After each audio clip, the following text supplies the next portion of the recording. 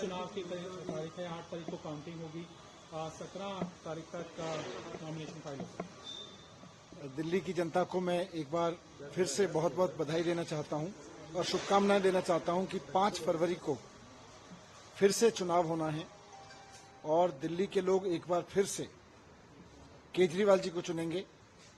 दिल्ली के लोग एक बार फिर से अपने बच्चों के लिए अच्छी शिक्षा देने वाली पार्टी को चुनेंगे। दिल्ली के लोग एक बार फिर से अपने परिवार के लोगों को अच्छा स्वास्थ्य देने वाले मुख्यमंत्री को चुनेंगे। दिल्ली के लोग एक बार फिर से उनको 24 घंटे बिजली देने वाले, जीरो बिजली बिल देने वाले नेता को चुनेंगे। दिल्ली के लोग एक बार फिर से 5 फरवरी को उनके परिवारों को तीर्थ यात्रा कराने वाले, महिलाओं को बस फ्री यात्रा कराने वाले,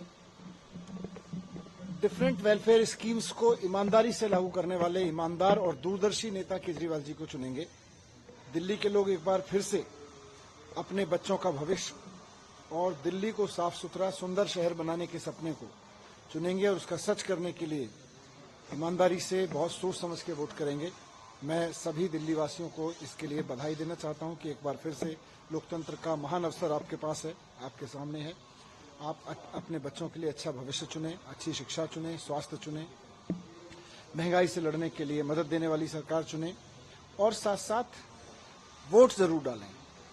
5 फरवरी को जैसा चुनाव आयोग ने भी कहा है कि बुधवार का दिन है, वोट जरूर डालने जाएं और 8 फरवरी को जब नतीजे आएंगे तो उसके लिए हम पूरी तरह तैयार हैं कि आम आदमी पार्टी की सरकार फिर से बनेगी केजरीवाल जी के। सर, मुख्य चुनाव आयुक्त ने वोटर डिलीशन के मुद्दे पर भी अपनी बात रखी है। उन्होंने कहा कि पूरी प्रक्रिया पारदर्शी थी। आप जो सवाल उठा रहे थे, नहीं, पारदर्शी प्रक्रिया पे ही हमने सवाल उठाए हैं। पारदर्शी प्रक्रिया जिसको वो कह रहे हैं उसमें कहीं ना कहीं कुछ क्वेश्चंस हैं, उनके जवाब दे दें कि भाई कैसे भारतीय जनता पार्टी के कार्यकर्ताओं के नाम पर कई 100 लोगों के नाम वोटर लिस्ट से डिलीट कराने की एप्लीकेशन स्वीकार की जा रही हैं, उन पर कार्रवाई की जा रही है।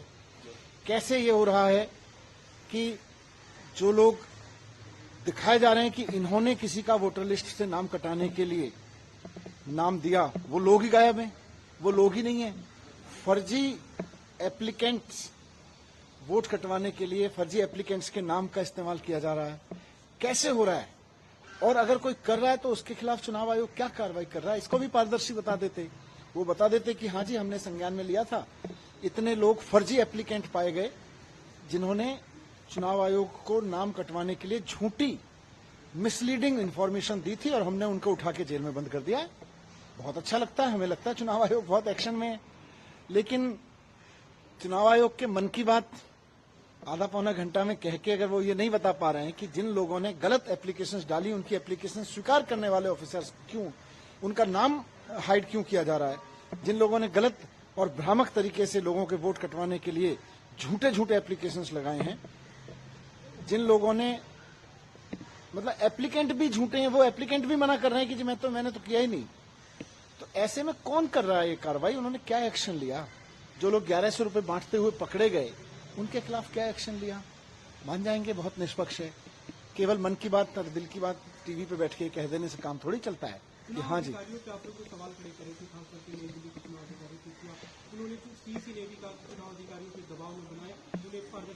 नहीं, डेमोक्रेसी है भाई।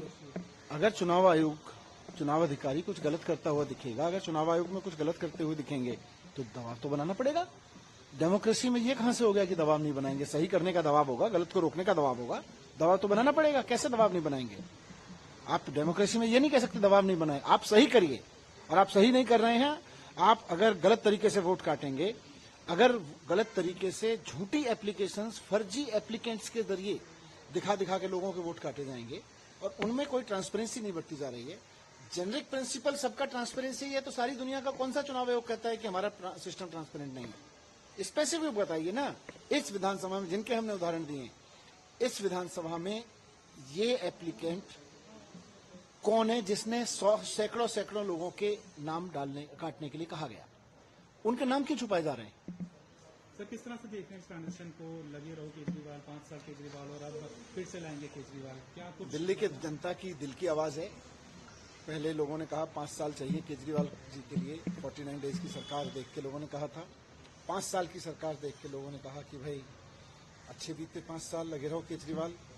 अब फिर से लोग कह रहे हैं कि फिर लाएंगे केजरीवाल। मनीष जी, महिलाओं को लेकर जो बयान दिए गए थे उसको लेकर भी चुनाव आयोग ने कहा है कि महिलाओं के खिलाफ गलत बयानबाजी से उम्मीदवारों को बचना चाहिए।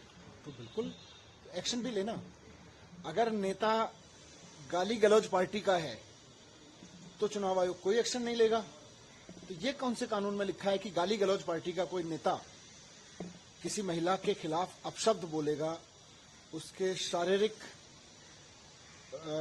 उस पर टिप्पणी करेगा, उसके किसी महिला के माता पिता पर टिप्पणी करेगा और चुनाव आयोग चुप बैठा रहेगा? गाली गलौज पार्टी के खिलाफ जिस दिन एक्शन लेगा उस दिन हम मानेंगे कि चुनाव आयोग निष्पक्ष है। योगेंद्र चांदोलिया का भी इस तरह का बयान आया है और कहा है बिल्कुल बिल्कुल बिल्कुल। ये गाली गलौज पार्टी के नेता जो हैं आजकल केवल गाली गलौज कर रहे हैं। उनके पास न दिल्ली की जनता के लिए कोई एजेंडा है, ना कोई नेता है, ना कोई काम है, ना कोई बताने के लिए कि भाई हम जीत जाएंगे तो ये करेंगे। बस वो कह रहे हैं कि हम तो गाली गलौज पार्टी है, हम तो गाली गलौज ही देंगे, गाली गलौज दे रहे हैं। अब जबकि घोषणा हो चुकी, कितनी सीटों की उम्मीद है आपको, क्या लगता है? पूर्ण बहुमत की सरकार दिल्ली की जनता देगी और दिल्ली की जनता जब देती है तो छप्पड़ फाड़ के देती है। चलिए।